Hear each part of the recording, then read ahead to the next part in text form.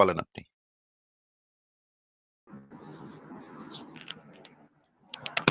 আসিফ ভাই কেমন আছেন? ভালো আছি, আশা করি আপনিও ভালো আছেন। বলেন তাহলে।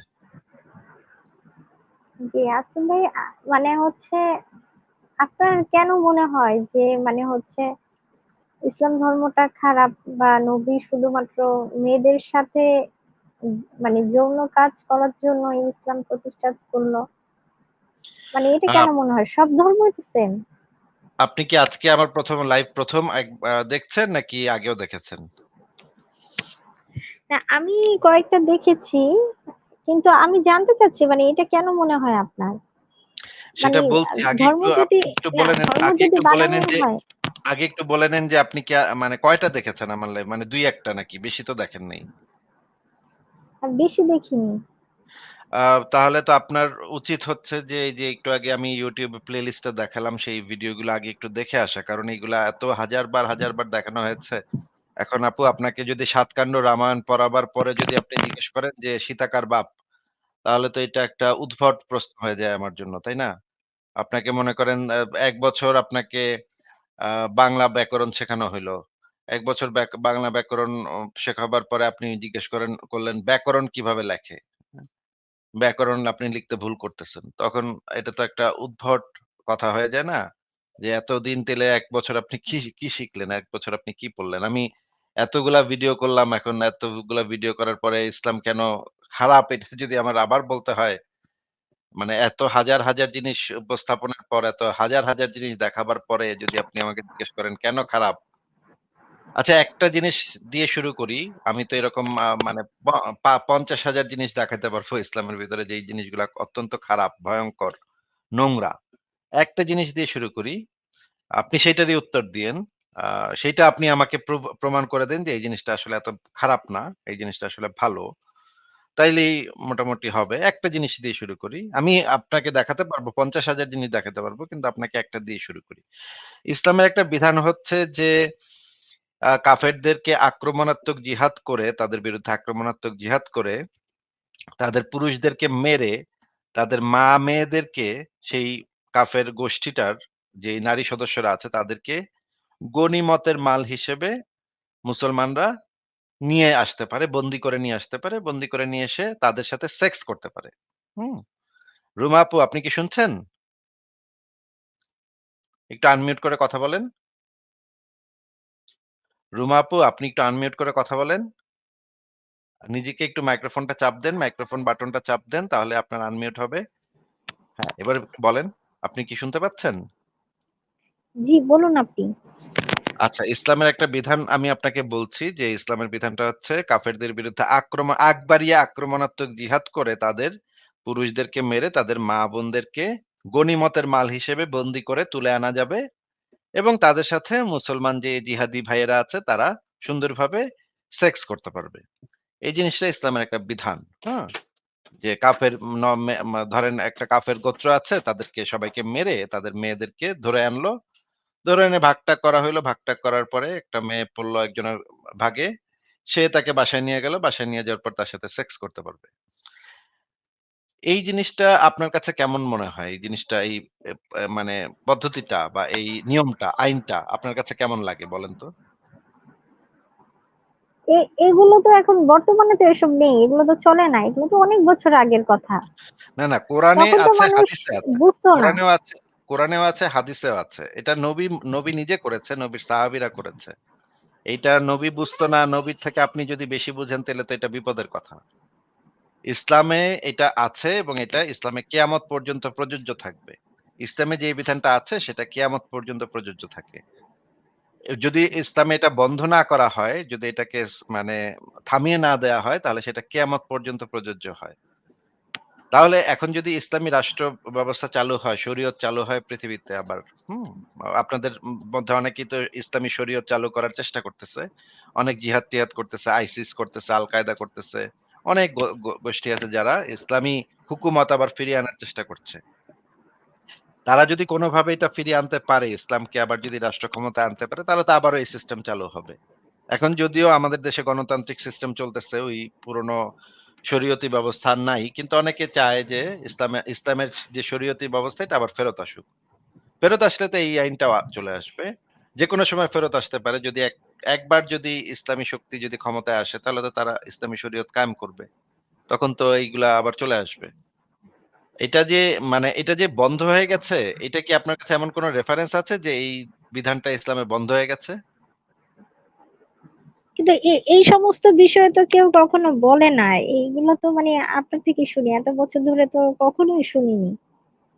মানে হচ্ছে কিন্তু এগুলো যদি চলতোই, রানিং যদি চলতো, তাহলে তো কেউ মানে ইসলাম ধর্মটাকে তো মানতোই না। ইসলাম কিন্তু এগুলা ধর্মের বিষয়ে ইসলামে যতটুকু জানি সবই তো ভালোই বলা হয়। আচ্ছা, কিন্তু ইসলামে এগুলো আছে নাকি নাই সেটা কি কে কি বলেছে তার উপর নির্ভর করবে নাকি কোরআন হাদিসে কি লেখা আছে সেটার উপর নির্ভর করবে?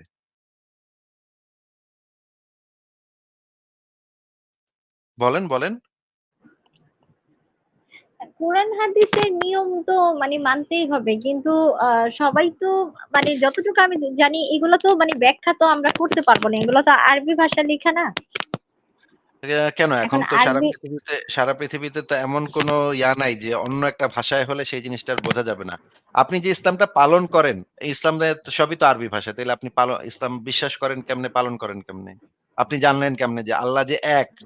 লা ইলাহা ইল্লাল্লাহ মানে যে আল্লাহ এক, তার কোনো শরীক নাই এবং মুহাম্মদ তার রাসূল। এটাও তো আরবি ভাষায় বলা। তাইলে আপনি বুঝলেন কেমনে? এটা আপনি অনুবাদ করলেন কেমনে?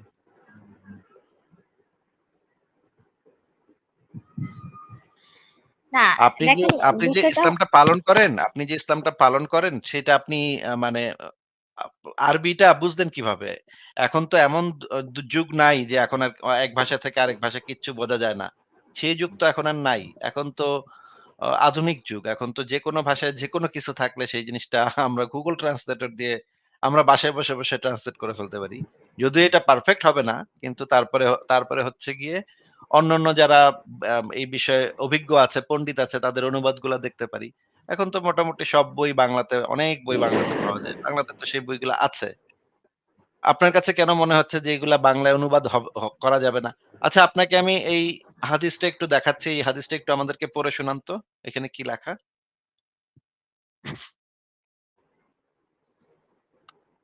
রুমা এই হাদিসটা একটু এটা কি পড়ে 18? শোনান। জি জি, 18 দুধ পান এখান থেকে একদম উপর নাকি থেকে 3407? সহিহ মুসলিম ইসলামিক ফাউন্ডেশন থেকে পড়ে শোনান। জি, সহি মুসলিম ইসলামিক ফাউন্ডেশন, 18 বাই দুধ পান, পরিচ্ছেদ 1।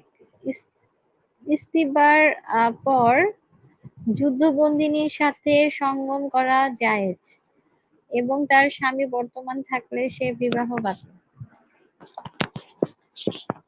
তিন আচ্ছা, হাজার আচ্ছা পড়েন। চারশো সাতাত্তর জি, অবাইদুল্লাহ ইবনু উমর ইবনু মায়সারা কাওয়ারিরি, মানে হচ্ছে মানে আমি একটু দেখতে একটু প্রবলেম হচ্ছে, ভুল হলে বলবেন। আচ্ছা, আচ্ছা। রাদিয়াল্লাহু আবু সাইদ খুদরি রাদিয়াল্লাহু থেকে বর্ণিত যে রাসূল সাল্লাল্লাহু আলাইহি ওয়াসাল্লাম হুনাইনের যুদ্ধের সময় আওতাসের দিকে একটি বাহিনী পাঠান। তারা শত্রু দলের মুখোমুখি হয় এবং তাদের সাথে যুদ্ধ করে জয়লাভ করে এবং তাদের অনেক আহ কয়েদি তাদের হস্তগত হয়। এদের মধ্য থেকে দাসীদের সাথে সহবাস করা রাসূলুল্লাহ সাল্লাল্লাহু আলাইহি ওয়াসাল্লামের কয়েকজন সাহাবী যেন নাজায়েজ মনে করলেন। তাদের মুশরিক স্বামী বর্তমান থাকার কারণে আল্লাহ তাআলা এই আয়াত অবতীর্ণ করেন এবং নারীর মধ্যে তোমাদের অধিকারভুক্ত দাসী ব্যতীত সকল সধবা তোমাদের জন্য নিষিদ্ধ, অর্থাৎ তারা তোমাদের জন্য হালাল। যখন তারা তাদের ইদ্যত পূর্ণ করে নিবে, গর্ভবতী হলে প্রসব, অন্যথায় এক ঋতু অতিবাহিত হওয়াকেই ইস্তিবরার বলে। হাদিসের মান সহিহ, বর্ণনাকারী আবু সাঈদ খুদরি। আচ্ছা, আচ্ছা ঠিক আছে। খুবই ভালো পড়েছেন। এই হাদিসটা থেকে আমরা কি জানতে পারলাম যে কাফেরদের সাথে যুদ্ধ করে কাফেরদের যে মেয়েরা আ তাদের যে নারী সদস্যরা কাফের গোত্রদের আ তাদের স্ত্রী, বাচ্চা, আ মেয়ে, বোন, মা এরকম যারা আছে তাদেরকে নবীর সাহাবীরা বন্দী করে নিয়ে আসতো, তাই না? কয়েদ করে হস্তগত করত। তারপরে তাদের সাথে কি করত বলেন তো? এখানে কি বলা? আচ্ছা, আমি এইখানে মানে একটা কথা বলতে চাচ্ছিলাম, মানে এই লেখাটার ভিতরে। হ্যাঁ, বলেন। হ্যালো, মানে আমার হ্যাঁ, একটা বলেন। বিষয় জানার ছিল যে নাজাইজ, মানে নাজায়েজ কাজ, এই এইটা মিন করছে না, না, এখানে কয়েকজন। যে জিনিসটা বলা হয়েছে যে কয়েকজন এই যে মেয়েদেরকে বন্দী করে নিয়ে আসছে। নিয়ে আসার পর সাহাবীরা তাদের সাথে সঙ্গম করতেছে না। কারণ তারা মনে করতেছে তাদের তো সেই মেয়েদের তো স্বামীরা এখনো জীবিত আছে। কারণ স্বামীদেরকেও বন্দী করে আনছে, স্ত্রীদেরকেও বন্দী করে আনছে। ২ দল ২ সবাইকেই বন্দী করে আনছে, অনেককেই বন্দী করে আনছে। এদের মধ্যে স্বামীও আছে, স্ত্রীও আছে। একসাথে ধরা পড়ছে মুসলমান সৈন্যদের হাতে। এখন সাহাবীরা করতেছে কি, এই মেয়েদের সাথে করতে একটু সংকোচ করতেছে যে ওদের সাথে করব, ওদের তো জামাইরা বাইচা আছে। ওদের তো জামাইরাও তো ধরা পড়ছে। চোখের সামনে, জামাইয়ের চোখের সামনে বউয়ের সাথে কেমনে করি? করলে এটা কেমন দেখা যায়? এটা তো উচিত হবে না। এটা কি উচিত হবে? কয়েকজন সাহাবী এইজন্য এই কাজটা করতে সংকোচ করতেছিল। নাজায়েজ মনে করতেছিল। কিন্তু তখন আল্লাহ পাক এই আয়াতটা নাজিল করে দেন যে সূরা নিসার ২৪ নম্বর আয়াতটা নাজিল করে দেন এবং নাজিল করে বলে দেন যে, "তোমরা করতে পারো, কোন সমস্যা নাই। জামাই বেঁচে থাকুক তাতেও কোন সমস্যা নেই। ওইটা তোমরা যেহেতু তোমাদের এখন দাসী হয়ে গেছে তারা, অধিকারভুক্ত দাসী হয়ে গেছে। জামাইয়ের সামনেই তোমরা ওদের উপরে ওদের সাথে করতে পারো। জামাইয়ের উপরে সামনে থেকে নিয়া গিয়া তোমরা ওদের সাথে করতে পারো। কোন সমস্যা নেই। আল্লাহ পাক আমি বইলা দিতেছি তোমরা করো, যাও। তোমরা মনে কোনো সংকোচ রাইখো না করতে।" হ্যাঁ? তখন এই আয়াতটা নাজিল হওয়ার পরে তখন এইটা বৈধ হয়ে গেল যে স্ত্রীর পর যুদ্ধবন্দিনীর সাথে সঙ্গম করা যায় এবং তার স্বামী বর্তমান থাকলে সে বিবাহ বাতিল। মানে আল্লাহ না, পাক আমি আসমান আমি থেকে তো এখানে কি ছিল? একটু কোশ্চেন করতে চাই, মানে আপনি বলতেছেন উনি যদি এই আইনটা প্রতিষ্ঠা করে, মানে উনি যদি হুকুম দেয় সাহাবীদের মেয়েদের সাথে এগুলা করার, হাজবেন্ড বেঁচে আছে, মানে হাজবেন্ড কে বন্দি করে রেখে মেয়েটার উপর অত্যাচার করা, তাই না? মানে পাকিস্তানিরা যেরকম করছে ওরকম টাইপেরই তো হচ্ছে বিষয়টা, মানে ইসলামের ওরকমই দৃষ্টিতে তো। ইসলামের দৃষ্টিতে তো এটা অত্যাচার করা না। ইসলামের দৃষ্টিতে এটা হচ্ছে আ আ গনিমতের মাল ভোগ করা। না, আমি একটু বলি, আমি এটা নরমাল মানুষ হিসেবে আমি বলতেছি আপনাকে যে এটা তো মানে অত্যাচার। ঠিক আছে, তো ওই মানে ওই সময়ে যদি উনি যদি এই চিন্তা করে মানে ধর্ম যদি প্রতিষ্ঠা করতো, তাহলে কি বাকি মানুষকে বাধা দিত না? মানে এই লেখাটাই যে সত্য, মানে এটার প্রমাণ আমি কিভাবে বুঝবো? মানে এটা তো একটা সহিহ হাদিস। এটা যদি আপনি না মানেন তাহলে তো আপনি ইসলাম থেকে খারিজ হয়ে যাবেন এবং আপনিও মানে মুরতাদ এটা হয়ে তো যাবেন। এটা তো উনি, না আমি বলতেছি এটা তো উনি থাকাকালীন তো আর এই লেখাগুলা হয়নি, উনি মারা যাওয়ার এই পরে, ঠিক না? তো থাকাকালীনই এই লেখাগুলা হইছে। মুহাম্মদ বেঁচে থাকাকালীনই এই হাদিসগুলা লিখিত হইছে মুহাম্মদ বেঁচে থাকাকালীন। অসংখ্য হাদিস লিখিত হয়েছে মুহাম্মদ বেঁচে থাকাকালীন। এবং এইটার সাথে তো কোরআনের আয়াতও তো আছে। এই যে সূরা নিসার ২৪ নম্বর আয়াতটা তো আছে এখনো। আপনি কোরআনে পড়েন নাই সূরা নিসার ২৪ নম্বর আয়াত? রুমা বলেন, আনমিউট করে কথা বলেন। আমি আমি আমি কোরআন পড়েছি, কিন্তু সেটা তো সম্পূর্ণ আরবিতে, কারণ হুজুর তো বলছেন যে এত বাংলা মিনিং জানা প্রয়োজন নেই। কেন প্রয়োজন নাই? মানে বাংলা না জানলে আপনি বুঝবেন কিভাবে এখানে কি বলা হয়েছে? মানে হুজুর যদি আপনাকে বাংলা পড়তে নিষেধ করে তার মানে তো এখানে ডাল মে কুচ কালা হ্যায়, তাই না? তাই না? মানে নিশ্চয়ই এমন কিছু আছে যেটা পড়লে আপনি জেনে যাবেন যে এটার না, ভিতরে কি এখানে আছে। তো এখানে তো বেশি জানতে গেলেই তো সমস্যা না, কারণ হচ্ছে অল্প জানাই তো সবকিছু ভালো না। এটা আবার কেমন কথা বললেন? আমি তো মনে করি যে কোন কিছু বিশ্বাস করতে হলে সেটাকে ভালো করে জেনে বুঝে করতে হবে। আপনি বলতেছেন বেশি জানলে সমস্যা। এটা আবার কেমন কথা? আমি তো বুঝতে পারছি না। দেখেন, এইখানে তো মনে করেন আপনি নিজেই তো একটু আগে বললেন যে ট্রান্সলেট করতে গেলে কিন্তু মিনিংটা কিন্তু এক্স্যাক্টলি সবসময় আসে না, ভুল ত্রুটিও না, না। হয়। তো সেটা হচ্ছে অনভিজ্ঞ লোক বা Google Translator দিয়ে করলে সেই রকমের সমস্যা হতে পারে। কিন্তু যখন এই হাদিসগুলাকে অনুবাদ করা হয়েছে সারা পৃথিবীর সর্বশ্রেষ্ঠ আলেমদেরকে দিয়ে ইসলামিক ফাউন্ডেশন বাংলাদেশের সবচাইতে সরকারি প্রতিষ্ঠান, যেটা হচ্ছে একদম সরকারি প্রতিষ্ঠান। তারা কি করেছে? সবচাইতে এই বিষয়ের উপরে সবচাইতে বড় যারা পণ্ডিত আছে অনুবাদের উপরে, যারা আরবি ভাষা একদম এক্সপার্ট, হ্যাঁ? ৩০-৪০ বছর তারা হয়তো কোনো একটা বিশ্ববিদ্যালয়ে আরবি ভাষা পড়ান, মানুষকে শিখান, হ্যাঁ?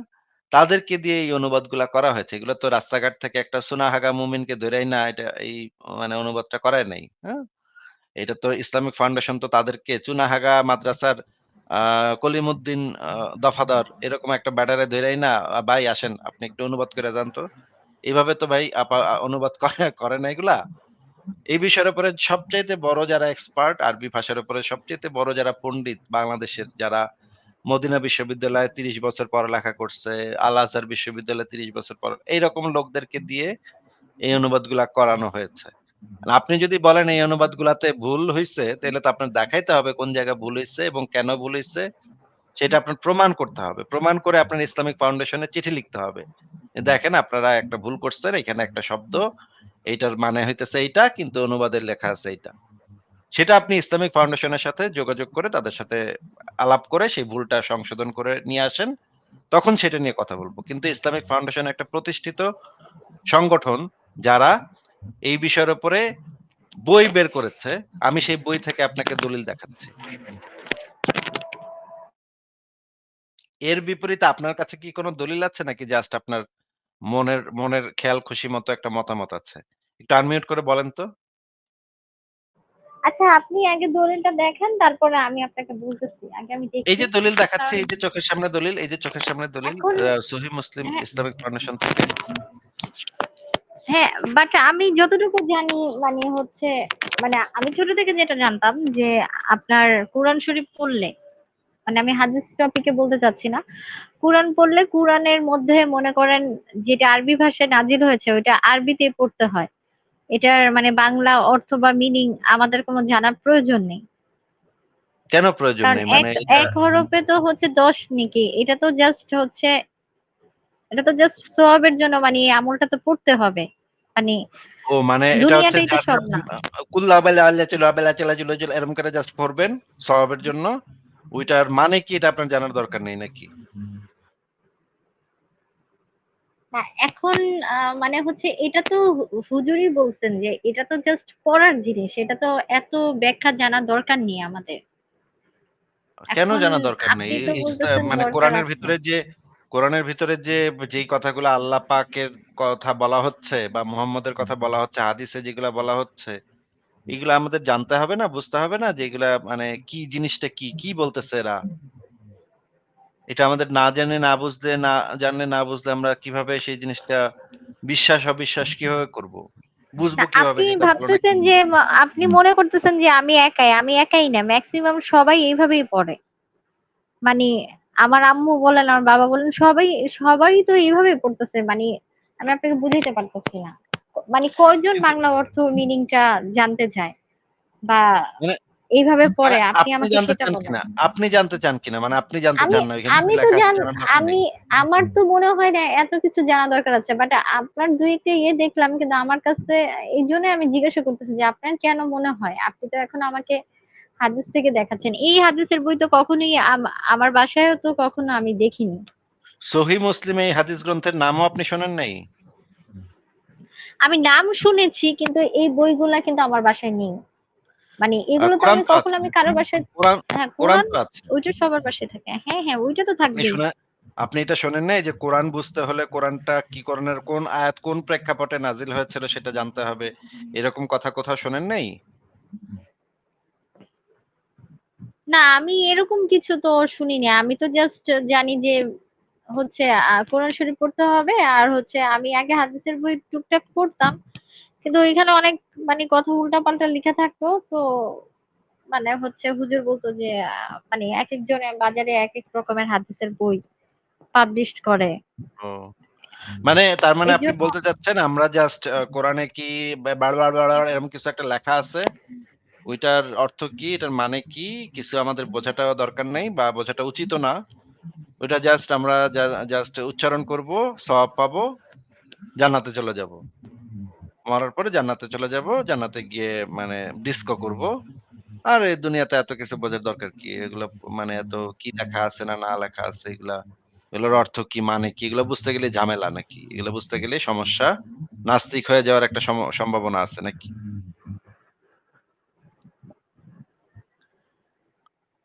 না, হ্যাঁ, আপনি বিষয়টা এটাই হচ্ছে, না অর্থ জানলেই নাস্তিক হবো কেন? অর্থ জানলে অর্থ তো কত আলেমরা জানেন, তারা কি নাস্তিক নাকি? তারা হয়তো মানে পেটের ধান্দায় হয়তো এই জিনিসগুলা পড়ায়। তারা তাদের রুটি-রুজি যেহেতু এটা, তারা এটা নিয়ে এই যে এই হুজুর আপনাকে বলেছে এই অর্থ-টর্থ বুঝতে হবে না। অর্থ-টর্থ বোঝার দরকার নেই। জাস্ট মানে উচ্চারণ করবেন। আমার তো ধারণা সেও আধা নাস্তিক। মানে সেও তো বোঝে যে এটা অর্থ বুঝাইতে গেলে একটু সমস্যা হয়ে যাবে আপনাকে। তখন আপনি বিভিন্ন প্রশ্ন করবেন। যে এই যে যেমন ধরেন এই বিধানটা সূরা নিসার ২৪ নম্বর আয়াতটা কেন নাজিল হয়েছিল? এটা যদি আপনি তাকে জিজ্ঞেস করতেন তাহলে তো সে একটু বিপদে পড়ে যেত। এটা যদি আপনাকে বুঝাইতে হইতো তাহলে তো এটা একটা মহা বিপদ। তাই না? আচ্ছা যাই হোক আপনাকে না, আমি আমি জিজ্ঞেস করি ওনাকে যে এই জিজ্ঞাসা করব। বিধানটা আমি এই আমি বিধানটা যে এই ইসলামে বিধানটা, আছে, আচ্ছা এই বিধানটা যে ইসলামে আছে আমি আপনাকে সেই রেফারেন্সটা দেখিয়েছি, হ্যাঁ? এখন আপনি বলেন যে ওইটা বোঝাটা কোরআনে কি লেখা আছে সেটা বোঝাটা উচিত কি উচিত না সেটা আমরা পরে আলোচনা করব। আমার তো মনে হয় সবকিছু বুঝে পালন পালন করা উচিত। আপনি বলতেছেন এত বোঝাবুঝির দরকার নাই।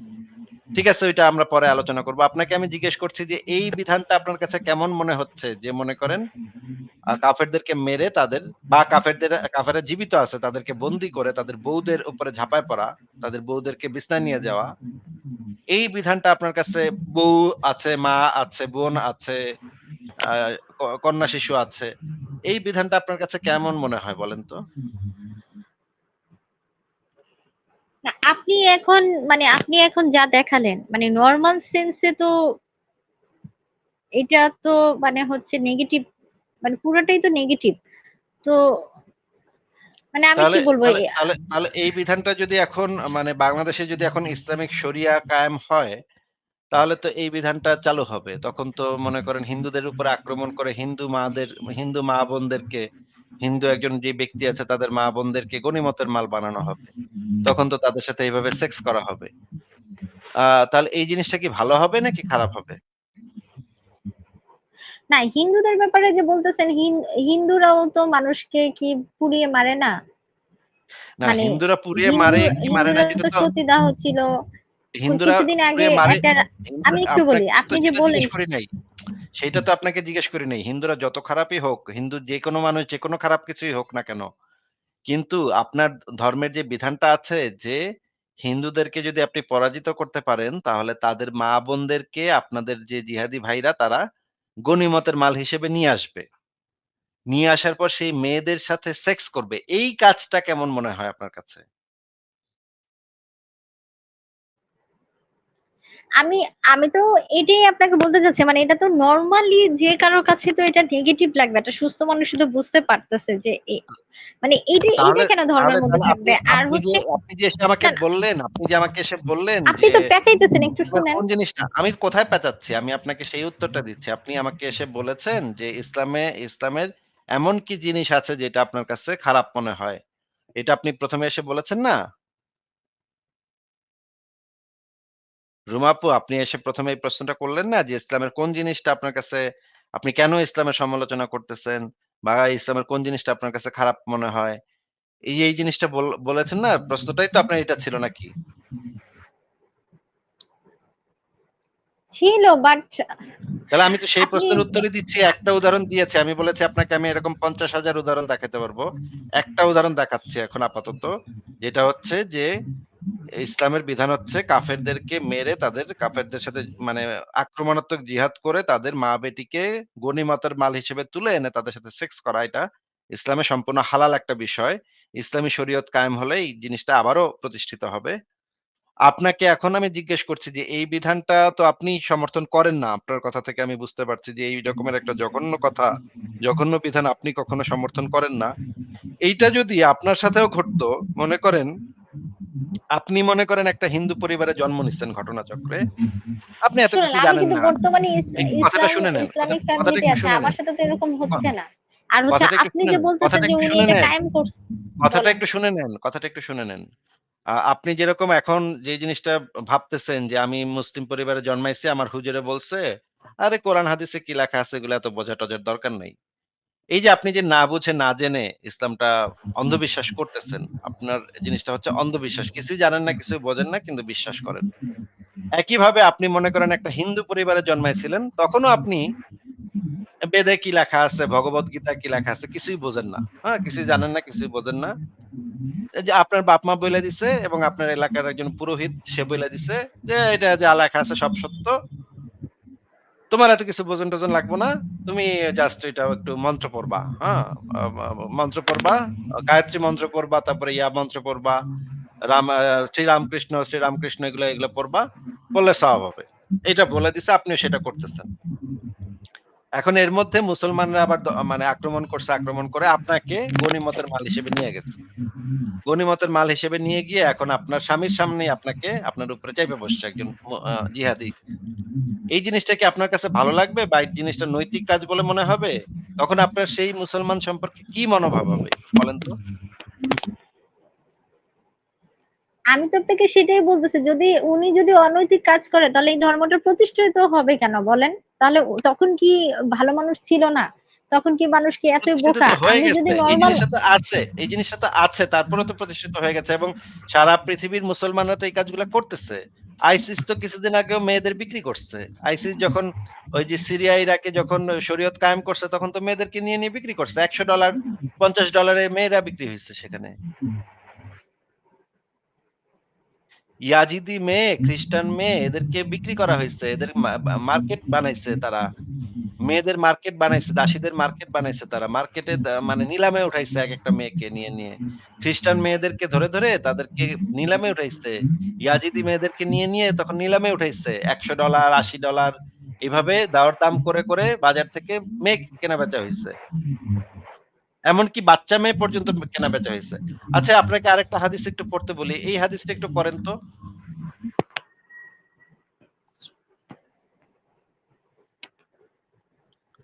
রুমা আপু এই হাদিসটা একটু পড়েন তো। হ্যাঁ পড়তেছি, প্রথম থেকে পড়বো। হ্যাঁ, সুনান দারিমি শরীফের হাদিস। হা আ আদ-দারিমি শরীফের হাদিস। আ এই হাদিসের পরিচ্ছেদ হচ্ছে দাসীর ইস্তেব্রা। ১২১২ নম্বর হাদিস। আপনি একটি লোক এখান থেকে পড়েন, একটি লোক। একটি লোক একটি দাসী ক্রয় করলো, সে এখনো হায়েজে উপনীত হয়নি আর গর্ভধারণের মতো বয়সও তার হয়নি। এমন অবস্থায় সে লোকটি কতদিন তার থেকে সম্পর্কহীন থাকবে? তিনি বললেন, ৩ মাস। আচ্ছা এই জিনিসটার মানেরটা কি আমাকে একটু বুঝায় দেন তো এই হাদিসটার অর্থটা কি? কি বুঝাইছে এখানে? আপনি আমাকে বুঝান।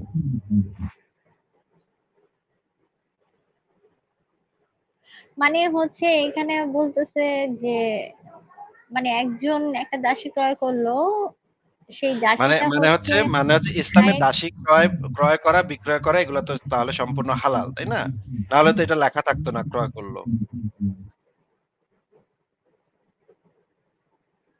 হ্যাঁ? বলেন।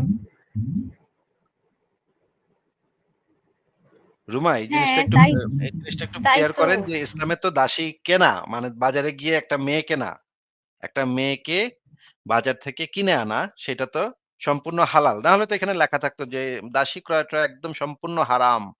আল্লাহর নবী এই জিনিসটা হারাম করে গেছে এটা লেখা থাকতো। কিন্তু এখানে তো স্পষ্ট লেখা যে ক্রয় করল। তার মানে এখনো ক্রয় করা যাবে, তাই না? ক্রয় করাটা বৈধ ইসলামে নাকি?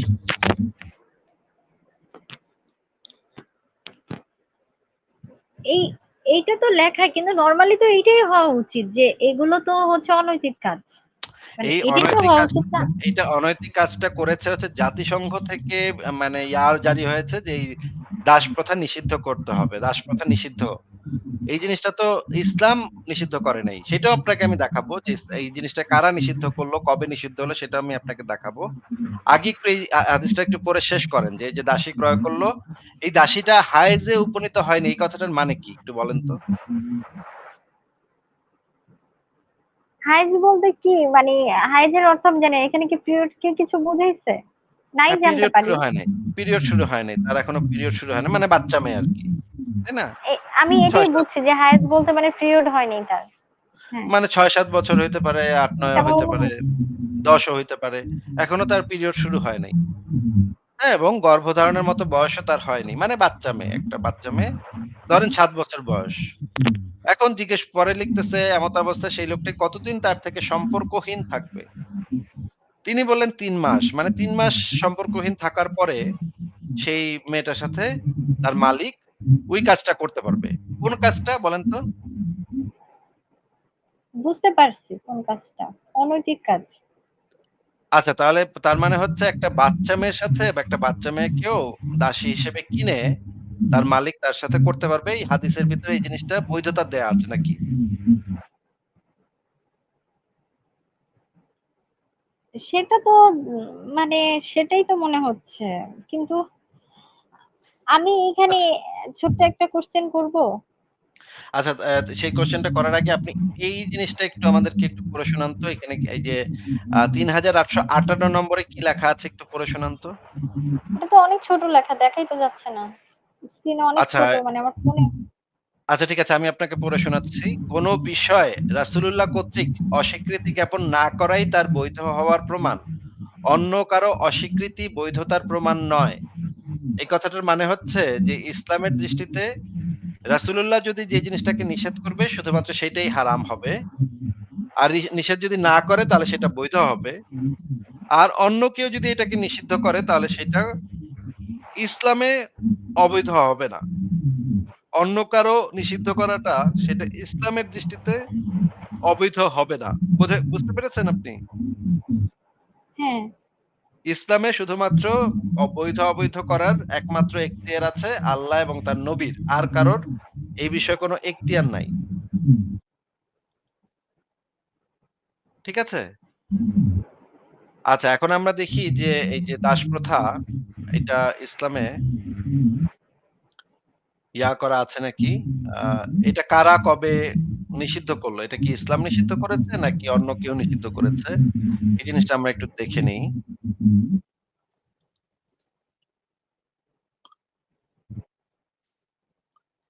এই গ্রন্থটার নাম হচ্ছে মিল্লাত। এটা হচ্ছে একটা ফাতওয়ায়ে ফকিহুল মিল্লাত। এটা একটা ফতোয়া গ্রন্থ।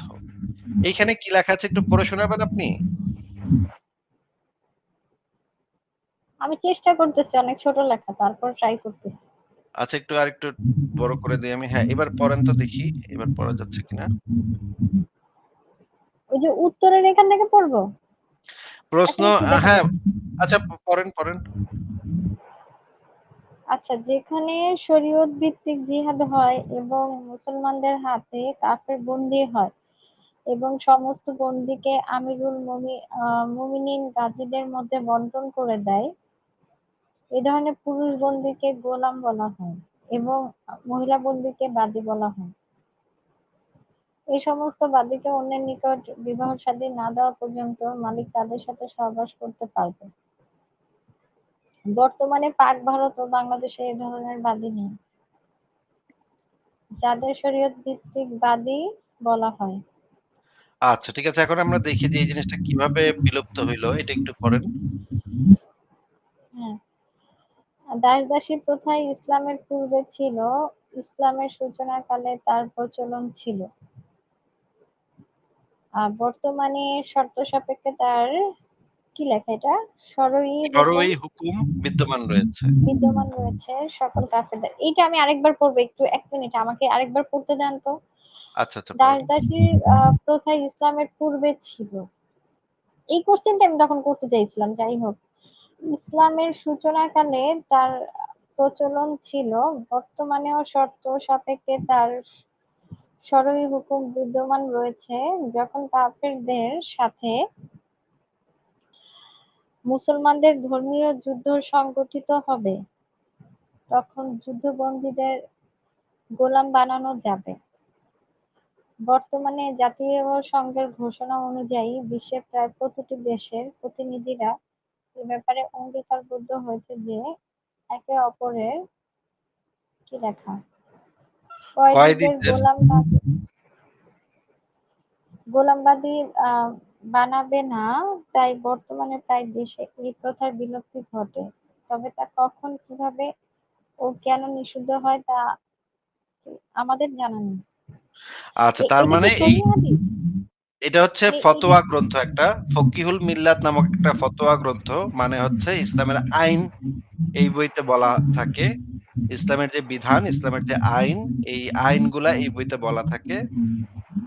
আপনাকে আমি যে জিনিসটা দেখাচ্ছিলাম যে জাতিসংঘের ঘোষণা অনুসারে এই জিনিসটা নিষিদ্ধ হয়েছে। এইটা ইসলাম কখনো এটাকে নিষিদ্ধ করেনি। এবার আমরা কয়েকটা ভিডিও একটু দেখে নিই, কয়েকজন আলেমের কথা একটু শুনে নিই। রুমা আপু আপনি একটু নিজেকে মিউট রাখেন, আমরা একটু কয়েকজন আলেমের কথা শুনে নিই। হ্যাঁ? শোনেন।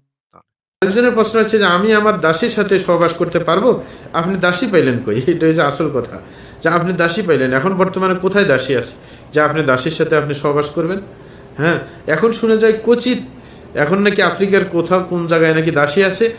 আরব দেশের অনেক আমিররা এবং কয়েকজন শায়েখও এরকম নাকি দাসী তারা পেয়েছেন আফ্রিকার মধ্যে, যে এরকম বংশ পরম্পরায় তারা এরকম দাসী হিসেবে চলে আসছে। এছাড়া তো পাওয়া যায় না, এবং এগুলোর রেটও অনেক বেশি বর্তমানে। এছাড়া বিশ্বের মধ্যে দাসী পাওয়া তো মুশকিল। সুতরাং আপনি দাসীর সাথে সহবাস করবেন কিনা এটা তো আপনার জিজ্ঞাসা করার মানে হয় না। যেমন আমাদের দেশে বলে যে উটের গোস্ত খাইলে উজু যাবে কিনা, এরকম একবার ঝগড়া করে একজনের মাথা ফেটে ফেলছে। আরে আরে উটের গোস্ত পাইছেন কই? বাজারে বিক্রি হয়, তাহলে এটা নিয়ে আপনার কথা উঠে কেন? হ্যাঁ, যে দেশে উটের গোস্ত অ্যাভেলেবেল পাচ্ছেন সেই দেশেই নাই কথা আসবে। তিনি বলছেন সূরা আল মাআরিজ আয়াত নম্বর 29-30 একটু বলবেন, আর যদি রহিত হয় তাহলে আমাকে কোরআন আয়াত দেখান বা সহিহ হাদিস দেখান। রহিত হইল কে? রহিত হয় নাই, বরং আবার যদি এমন সুযোগ আসে, হয়তো বা ইমাম মাহদি যখন আসবেন তখন আবার ইসলামী যুদ্ধ হবে, তখন আবার আপনার দাসের ব্যাপারটা দেখা যেতে পারে। এছাড়া বর্তমানে দাসের কোনো প্রথা তেমন নেই, যেটা একটু আগে আমি বললাম খুব অল্প পরিসরে পাওয়া যায়, সেটাও সবার জন্য সহজলভ্য নয়। আচ্ছা, রুমা আপু আপনি কি ভিডিওটা মানে কি বললো আমাদের যে আলেম উনি আপনি শুনেছেন? বুঝতে পেরেছেন কি বলল? আনমিউট করে বলেন। রুমা আপনি আনমিউট করে বলেন।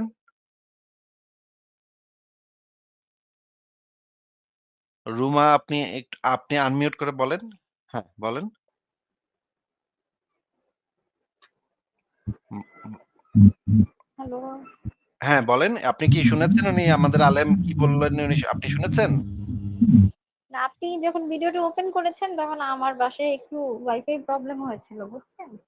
তো ভিডিওটা আরেকবার প্লে করলে ভালো হয়। আচ্ছা ঠিক আছে মানে তাহলে আমি হেলো আরেকটা হেলো বলতেছিলাম, শোনা যায়নি হয়তোবা। ঠিক আছে আরেকটা ভিডিও দিচ্ছি দেখেন। হলো স্ত্রী, আরেক হচ্ছে দাসী। দাসী কারা? বর্তমান সমাজে দাসী মালিক কেউ না, আমাদের কারো কাছে দাসী নাই। আমরা নিজেরাই নিজেদের তকদিরের মধ্যে আঘাত করেছি। এটা আমাদের মালিক হওয়ার একটা সাবাব ছিল, কিন্তু যে ওয়ে থেকে দাসীর মালিক হওয়া যেত আমরা সেই ওয়েটা রাস্তাটাকে বন্ধ করে দিয়েছি। সেটা ছিল একমাত্র আল্লাহ সুবহানাহু ওয়া তাআলার পথে সংগ্রাম, জিহাদ করা।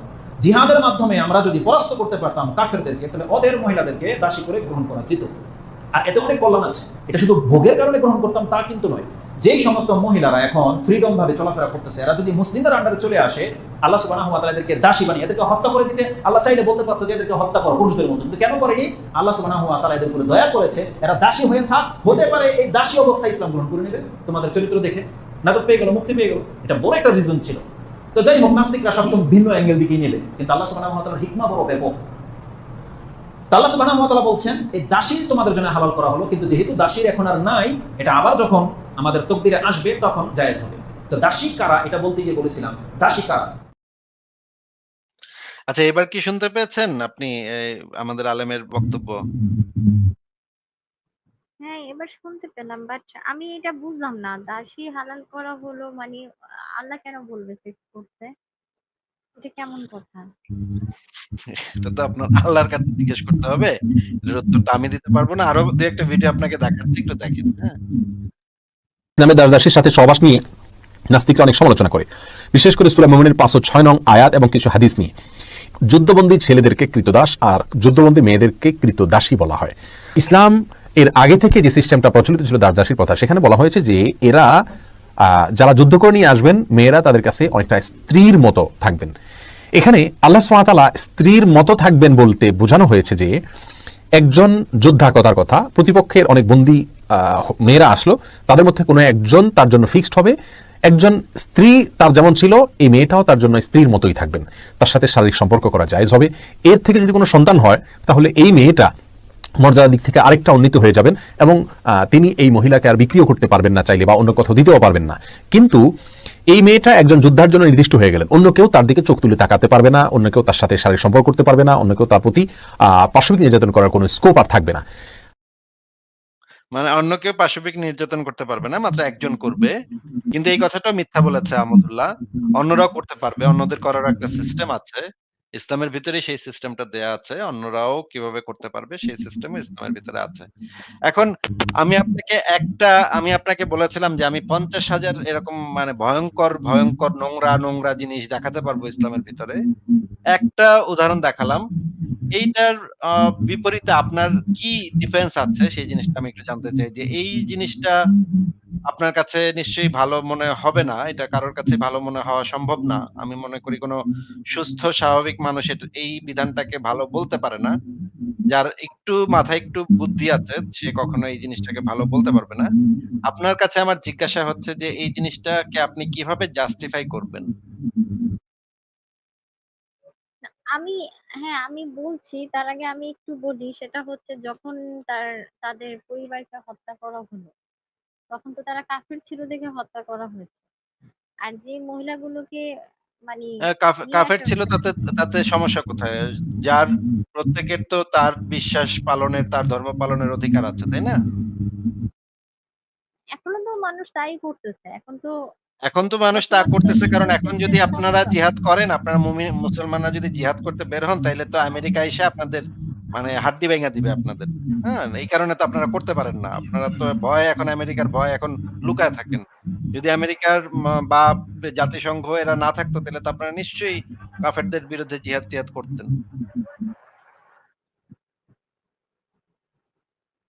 আচ্ছা একজন কাফেরেরও তো অধিকার আছে। তার ইচ্ছা মনে করেন মূর্তি পূজা করতে তার ইচ্ছা। তাহলে সে তো মূর্তি পূজা করতে পারবে, তাই না?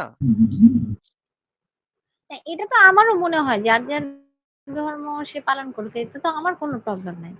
কিন্তু ইসলামের তো প্রবলেম আছে। ইসলাম বলতেছে পৃথিবীর প্রত্যেকটা গৃহে আল্লাহর হুকুমত প্রতিষ্ঠা না হওয়া পর্যন্ত তাদের বিরুদ্ধে জিহাদ করতে হবে, কিতাল করতে হবে তাদের বিরুদ্ধে। না আমার আমার মানে আমি একটা জিনিস নরমালি সবসময় আমার কাছে মনে হয় যেকোনো কাজই হোক সেটা শুধু ধর্ম না। মানে জোর করে একজনের উপর চাপিয়ে দেওয়াটা, মনের উপর জোর করা এটা কিন্তু একটা অন্যায়। এটা আমার কাছে এটা আমার এমনিই মনে হয়। এটা আমি কি বলবো আর? তাহলে মানে ইসলাম তো সেই কাজটা করতেছে। তাহলে আমি যে ইসলামকে একটা ক্ষতিকর মতাদর্শ বলতেছি এবং এটা যে একটা অত্যন্ত ভয়ংকর এবং ক্ষতিকর একটা মতাদর্শ, এটার সাথে তো আপনিও একমত, তাই না? না, আমি তো একটা মেয়ে হয়ে কখনোই বলবো না যে একটা মেয়ের মনের উপর সে হোক হিন্দু মানে অন্য ধর্মের মানে মুসলমান ধর্মের একটা ছেলে তো চাইলে একটা হিন্দু ধর্মের মেয়েকে রেপ করতে পারে না। মানে এটা তো হয় না। দেশে তো আইন আছে, কিন্তু নিয়ম কানুন আছে। কিন্তু কোরআন হাদিস অনুসারে তো যদি জিহাদ করে, জিহাদ করার পর যদি গনিমতের মাল হয় মেয়েটা তখন তো করতে পারবে, তাই না? না, এটা তো আমি দেখলাম মাত্র। আমি তো মানে কি বলবো মানে আমি এখানে একটা কনফিউশন আছে সেটা হচ্ছে মানে কাফের অবস্থা তার পরিবারকে হত্যা করা হলো কিন্তু মেয়েটা যখন কাফের ছিল তখন তো তার সাথে সেক্স করেনি। মুসলমান হয়েছে নিজ ইচ্ছায় তারপরে তো করছে না, না, বিষয়টা এরকম না। না। কে বলেছে আপনাকে? কে বলেছে? না, এরকম কোন বিধান নাই তো যে মুসলমান হইতে হবে। তারা কাফের আছে তো সেই সময়েই তাদের সাথে সেক্স করা যাবে। না মানে একটা আলেম বললো না যে তাদেরকে সুযোগ দেওয়া হয়েছে মানে মেয়েগুলোকে। আপনার একটা ভিডিওতে তো মানে একজন আলেম বললো তো যে না, না, এরকম একটা সুযোগ দেওয়া হয়েছে তারপর তাদেরকে তাদের ঘরে এনে মধ্যে দাসী হিসেবে রাখা হয়েছে। তারপরে তাদের সাথে সেক্স করা হয়েছে। এরপরে তারা ওই যে সেক্স হইতে অনেকদিন দীর্ঘদিন ধইরা তারা রেপড হইতে একটা সময় হয়তো তারা ইসলাম কবুল করে নিবে। ওই আলেম এইটা বলেছে যে একটা সময় হয়তো তারা এই ধর্ষিত হইতে একটা সময় বাধ্য হবে ইসলামটা কবুল করে নিতে। ওই আলেম এই কথা বলেছে যে একটা সময় ধর্ষিত হইতে একটা দিন একদিন হয়তো ওই মেয়েটা ভাববে যে হায়, হায়! প্রত্যেকদিন এইভাবে ধর্ষিত হইতেছি আচ্ছা যাহ ইসলামই কবুল করে নিলাম। এটাও হইতে পারে। এই জিনিসটা বলেছে ওই আলেম।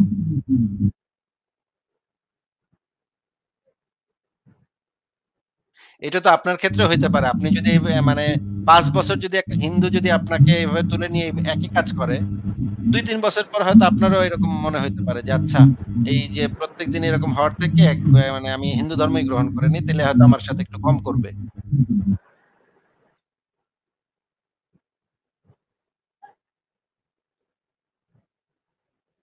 রুমা আপনাকে তাহলে আমি যে জিনিসটা বলতে চাই সেটা হচ্ছে আপনি এই জিনিসগুলো নিয়ে একটু পড়েন। সংশয়.com এ অনেক লেখা আছে সেগুলো একটু পড়েন। পড়ার পর আপনি তখন আইসেন আমার সাথে কথা বলতে। আ না জেনে তো একদম কিছুই না জেনে তো কথা বলাটা আসলে মুশকিল, তাই না? তা অবশ্য ঠিক। আচ্ছা আমি দেখব। আর হচ্ছে মানে তাহলে মানে বিষয়টা মানে আমি একটা লাস্ট কোশ্চেন করতে চাই, সেটা হচ্ছে তাহলে সবকিছু কি এমনি এমনি সৃষ্টি হওয়া কি পসিবল কেউ যদি না থাকেন, মানে এমনি, এমনি না কেমনে, সৃষ্টিকর্তা তো কেমনে সেটা থাকবেই যদি না? আমরা না জানি, আচ্ছা আপনাকে একটু মিউট করে কথাটা বলি। এমনি, এমনি সৃষ্টি হয়েছে এরকম তো কোনো কথা আমরা বলি নাই। এটা তো ইসলামের কথা এমনি, এমনি সৃষ্টি হয়। এইটা তো ইসলাম দাবি করে যে এমনি, এমনি সৃষ্টি হয়। এটা কেন আপনারা প্রত্যেকটা মুমিন আইসা আমাদের উপরে এই জিনিসটা বলেন যে এই যে আমরা নাকি মনে করি এমনি, এমনি। আমরা তো এটা মনে করি না এমনি, এমনি কোনো কিছু সৃষ্টি হয়। এটা ইসলাম বলে যে এমনি, এমনি সৃষ্টি হয়। কিভাবে ইসলাম বলে সেটা আপনাকে আমি বুঝাই দিচ্ছি। ইসলাম বলতেছে কোরআনে বলা আছে আল্লাহ যখন বলে, আল্লাহ শুধুমাত্র বলে হও আর সবকিছু এমনে, এমনে হয়ে যায়। এইটা কোরআনের কথা যে আল্লাহ যখন শুধুমাত্র মুখ দিয়ে বলে হও, কুন আর সবকিছু এমনে, এমনে হয়ে যায়। এটা তো ইসলামের কনসেপ্ট যে সবকিছু এমনে, এমনে হয়ে যায়। আমরা তো নাস্তিকরা কোনদিন কখনো বলি নাই যে কোন সবকিছু এমনে, এমনে হয়ে যায়। এটা তো ইসলামের স্ট্যান্ড।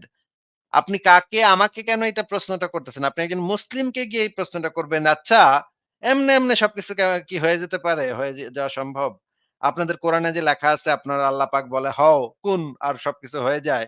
এটা তো এমনে, এমনে হয়ে এইভাবে এমনে, এমনে কি হয়ে যেতে পারে? এইটা তো ইসলামের কনসেপ্ট। এটা আমাকে প্রশ্ন করছেন কেন? অদ্ভুত কথা আমি তো বুঝলাম না। রুমা একটু বলেন তো আমাকে কেন এই প্রশ্ন? আনমিউট করে বলেন তো। না, আপনাকে কোশ্চেনটা করা হয়েছে কারণ আমরা যতটুকু জানি যে আল্লাহ তো এই দুনিয়া সৃষ্টি করছেন, উনি তো মোহাম্মদকে না, পাঠাইছেন। না আল্লাহ কিভাবে সৃষ্টি করেছেন? আল্লাহ কিভাবে করেছেন? একটু বলেন তো প্রসিডিউর টা কি? উনি উনি তো মানে পানির উপরে ছিল আমি যতটুকু জানি। না, না আল্লাহ কুন বললে সবকিছু এমনি, এমনি হয়ে যায় না? না, মানে একজন সৃষ্টিকর্তা আল্লাহ থাকবে যখন না যে আল্লাহ যখন কুন ফায়াকুন বলে, আল্লাহ যখন কুন ফায়াকুন বলে তখন সবকিছু এমনি, এমনি হয়ে যায় না?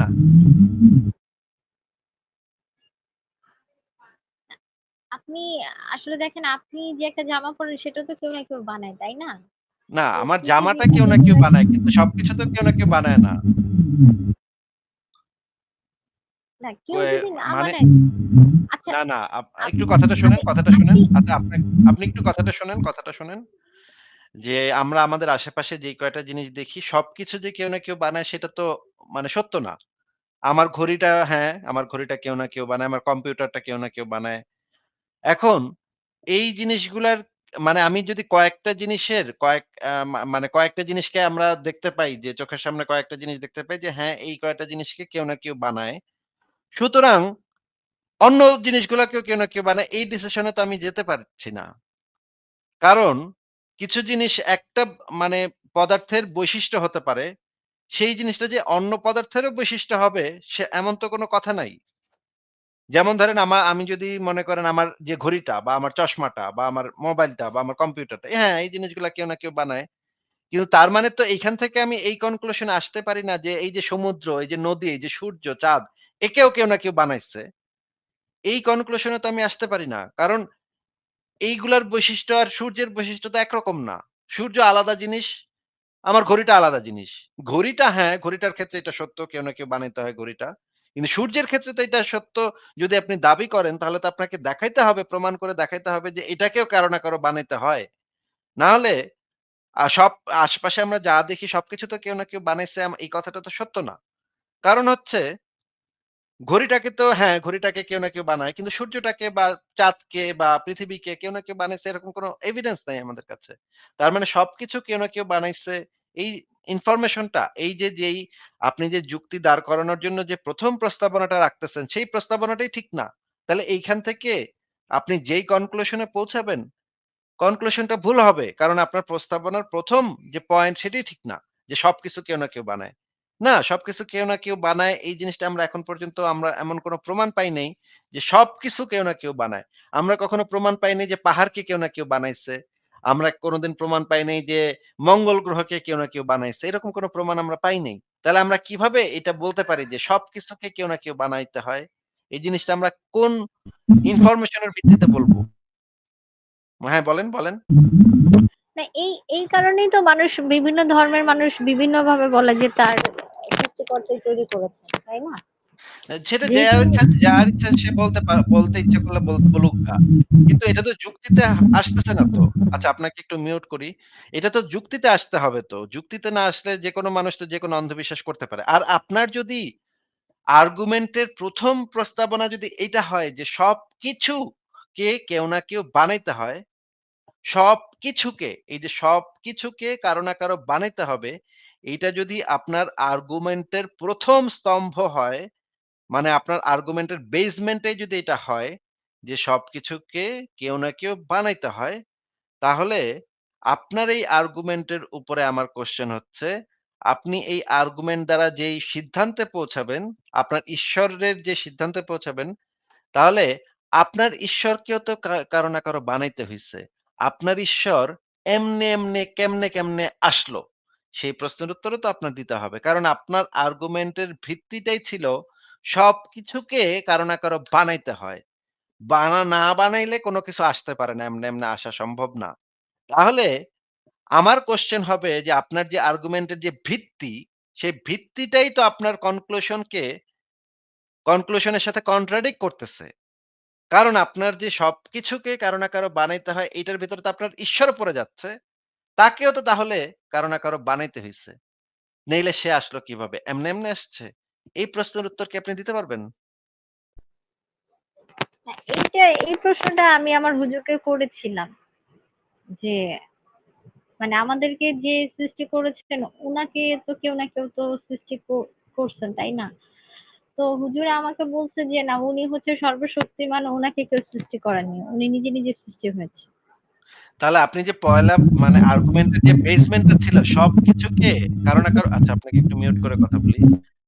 আপনার আর্গুমেন্টের যে ১ম মানে লাইনটা ছিল, ভিত্তিটা ছিল, আপনার আর্গুমেন্টের বেসমেন্টটাই ছিল সবকিছুকে কারো না কারো বানাইতে হয়। এই মুহূর্তে এসে আবার আপনি বলতেছেন যে না, সবকিছুকে কারো না কারো বানাইতে হয়। এই কথাটা সত্য না।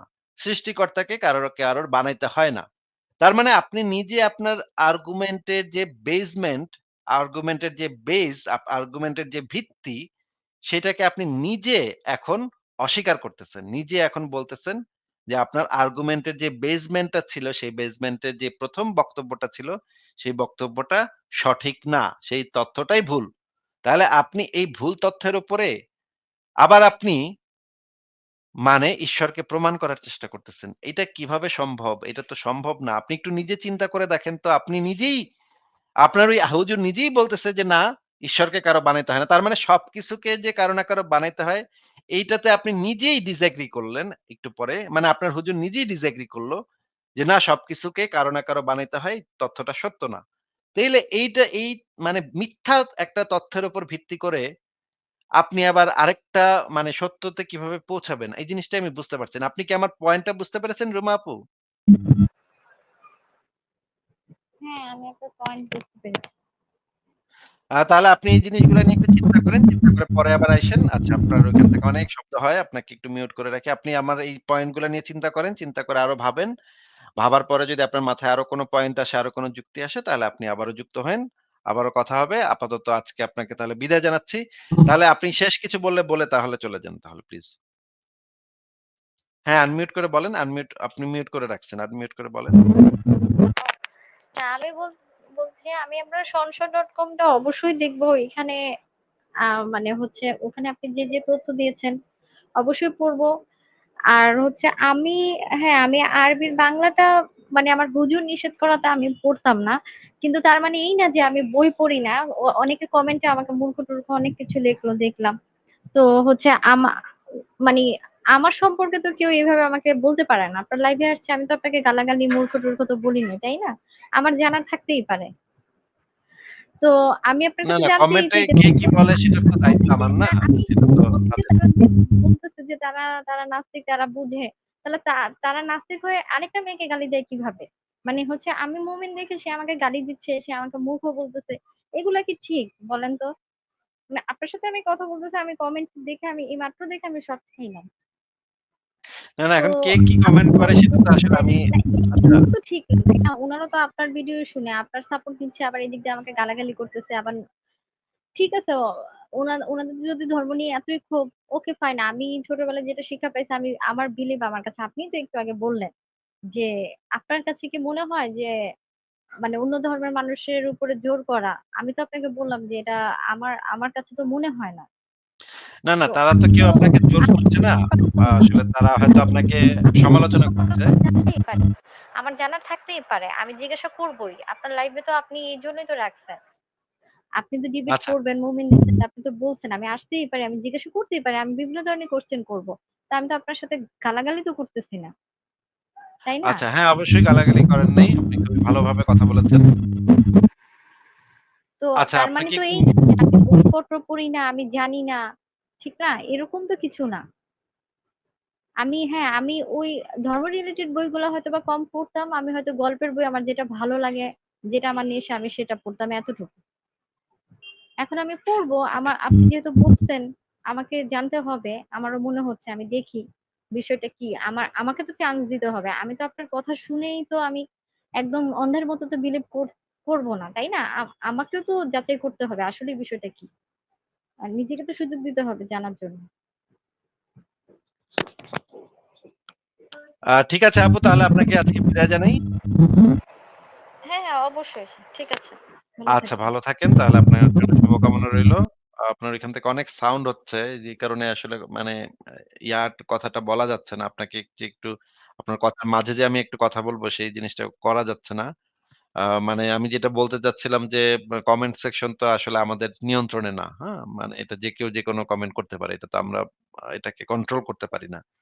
আর বিষয় হচ্ছে যে এই ওপেন প্ল্যাটফর্ম এ অনেকে অনেক ধরনের কমেন্ট করবে। এগুলা দেখতে হয় না। আমাকে প্রতিদিন লাখ, লাখ মানুষ গালি দেয়। আমি কি এগুলা দেখতে গেলে তো আমার আ মানে মাথাই নষ্ট হয়ে যাবে। তাই না? কে কি লিখতেছে আমাকে সেগুলা দেখার তো টাইম নেই। আচ্ছা ঠিক আছে পরের জনকে যুক্ত করি তাহলে। পরের জনকে দেখি।